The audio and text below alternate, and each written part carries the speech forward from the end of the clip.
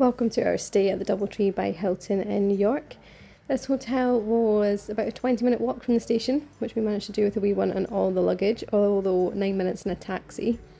Central to the walls, it's a 4 p.m. check-in. It was really busy in the reception area at check-in time. A nice space, and our first room was actually an accessible room. They offered us this for extra space, having the wee one and the stroller, and I'll explain why later in the video. It's actually a nice surprise. Big bathroom area, strange coming in through the bathroom. There is another door, lots of toiletries there, obviously very accessible, handrails, wet room, huge corner bath, which was actually a bit of an appeal to me, and the heated towel rail, very different, but also a little bit on the cold side from the outside door. It takes you in two double beds. Traditional style decor, but spacious, bright enough with the windows, lots of room, lots of storage as well, which would have been handy for us. It's got the wardrobe, it's also got a sofa area, and that was quite nice for us for a separate sort of dining area once the wee one went to bed. Usual amenities and the tea making, ironing board safe, and the hairdryer. However, the downside with this room is it connects to what's called the townhouse. We found this to be a little bit noisy. We were over a weekend as well, so people were coming in from the street and up the stairs to their room, which was creating quite a bit of noise. So we were then moved to a different room in the hotel with the agreement that we would be happy to take the stroller in any difficulties. There is an elevator, but this is where the hotel feels a little bit like Fawlty Towers. Part of the hotel is a listed building, which is always charming. However, it did feel more like a sort of Mercure setup. Lots of stairs for the sake of stairs, narrow corridors, lots of doors which were quite noisy at times. So as you can see here, we're about to go down a few stairs, and in the instance of other rooms, you would be going back up another few stairs, and there was no elevators to combat that. So it could be tricky for people if they had mobility issues. So we were willing to work with the stroller. Baby was young enough, quite light to carry, and that was our sacrifice, to move room and have their 1-bedroom suite. Size wise, it was nice. There was no separate living area, but again, similar to the accessible room, we had the sofa. So you've got double bed there, sofa area with TV, wardrobe storage was plenty, just the basics again. Ironing board, tea, coffee, feels like deja vu, but yeah, we were happy with the storage space for us. We were staying for 5 nights, so this was for the remaining 4 nights. Really large desk, these sort of bougie mirrors that they've got throughout the hotel, included in the reception space downstairs.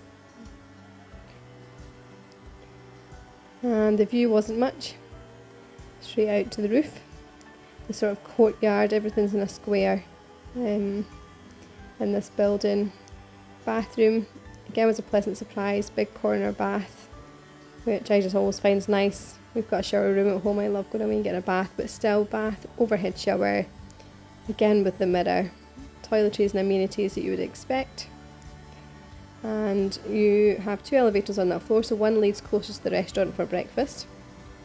You eat breakfast in the main restaurant, which does have a sort of British pub grub menu, fish and chips, steak, burgers, pizza, etc. We didn't dine there, we were out a lot in town, so we made our way for breakfast every day. Had a good spread of hot and cold. Spacious dining area, staff were really helpful. Had cold drinks, fruits. You definitely had to be up at 6 a.m. to get banana though. Deli meats. They had a really good gluten-free area as well, with separate toaster, which I thought was nice.